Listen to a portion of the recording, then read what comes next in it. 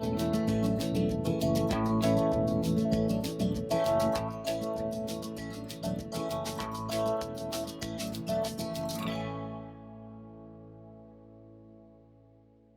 I'm Tom Landon from Blue Ridge PBS and Echo, and I want to welcome you to a very special program produced by our own Sadie Hartzog. It's the second in our occasional series called Field Notes, which captures live performances shot on location. In 2016, Roanoke Lee Hunsaker had a vision of a curated live storytelling event for Southwest Virginia. A writer who comes from a long line of storytellers, Lee started by hosting a series of small events, and the word grew. Called Hoot and Holler, the stories usually follow a theme, which can be anything from tales about first dates, frenemies, salvation, or even a life in drag. The program you're about to see was recorded at the historic Grandin Theater in November of 2021, and the theme for the night was Serendipity. It features tales of loss, love, and travel. Warning, these stories are told by grown-ups for an audience of grown-ups and may feature adult situations, so we've tried to take care to bleep any words that you might find offensive. But parents may want to watch the stories first and decide if they're appropriate for children. Finally, the views expressed in these stories are those of the storytellers alone and may not reflect the opinions or attitudes of Blue Ridge PBS or Echo TV. Our next storyteller, first timer, leaning in with the love. He's a native of Roanoke Valley and has been a working musician here for close to 40 years. This is his first time performing at Hoot and Holler. Please welcome, big love, Adam Markham. My name is Adam Markham. I was born in the wilds of western Bedford County, by God, Bedford County. And that's where the story took place. It was serendipity led me to have a kind of interesting meeting at a very young age. This would have been, I would say somewhere between summer of '69 and early '70. So I was 2 years old. My mother, you'll see a picture, there's my mother. She, by the way, if anybody doubts the veracity of my story, she can confirm for you. She's here in the audience. So, Mom was a horse person, and she was notorious for rescuing horses. And she was notorious for rescuing ponies. And famously, once my father said, "You're going to get another horse?" We had 13, I think, at one point. And she said, "Yes, but it's a very sick pony." And he said, "Linda, you can't rescue all the sick ponies. You just can't do it." But at any rate, she had gotten wind of a beast that she was interested in. So we had a 1969 Ford Thunderbird, which looked just the same color, meadowlark yellow. Had this enormous back seat, wrapped around you like a love seat. It was absolutely beautiful. She took my little 2-year-old body and lashed me into what passed for a child carrier seat in the 1960s.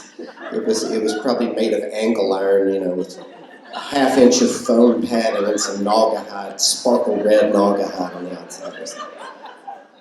And she tied me in with a few bungee cords, put me in the middle of the back seat where I could see between the front buckets. And we had a nice little ride. This gentleman was a noted horseman. He lived out in Bee Hollow in down Jordantown Road. Bee Hollow is just fun to say. I like doing that with the story.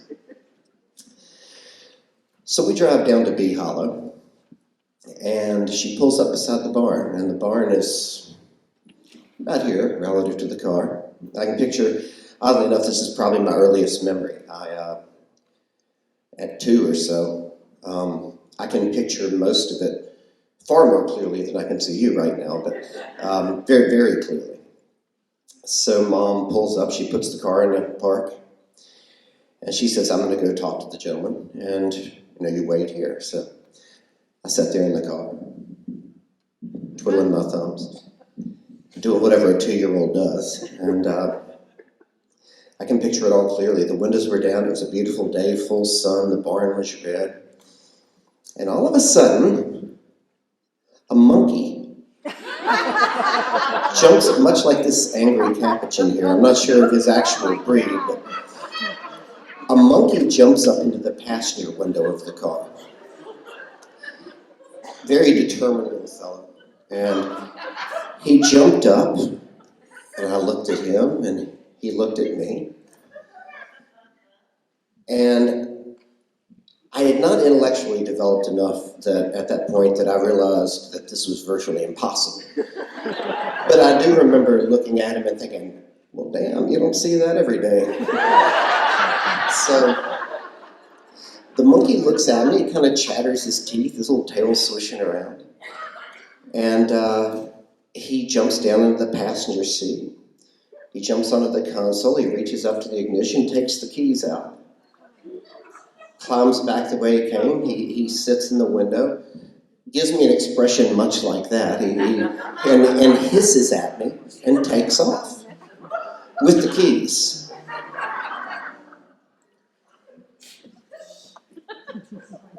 So I just get back to twiddling my thumbs. So after an indeterminate length of time, Mom comes back. She sits and she gets in the driver's seat, she reaches the ignition. And she pulls her purse out. And she looked at me and said, Adam, where are the keys? I said, Monkey took them. So she took a deep breath and she said, Adam, where are the keys? And I said, Monkey took them. To this day, one of my biggest psychological hot buttons is injustice. I don't know how she thought my little chubby 2-year-old arms could have possibly reached all the way from the back seat with the strapping cables around me and everything and taking the ignition keys. But nonetheless, Mom's continuing to get agitated. Things are deteriorating rapidly. And the rancher comes by. And he hears a commotion. He said, what's going on here? And she said, well, he took the keys. He says a monkey took them. He said, that goddamn monkey. Well, the farmer did indeed have a monkey. He knew the monkey's favorite hiding places. So after a brief trip into the barn to grab a 40-foot ladder, the barn was probably close to the height of this room. He climbs the ladder, scales the ladder, finds the monkey. I can even picture where it was. It was in the far opposite corner of the barn, up in the gutter, playing with Mom's keys. And so the keys were retrieved, but I'm not sure. Serendipity, when Lee gave the definition earlier, it definitely involved a positive experience. I'm not sure if the experience was completely positive, but it was definitely interesting. It definitely ingrained itself successfully into my brain that 53 years later I can sit here and tell you exactly what it looked like. But that is serendipity. Thank you.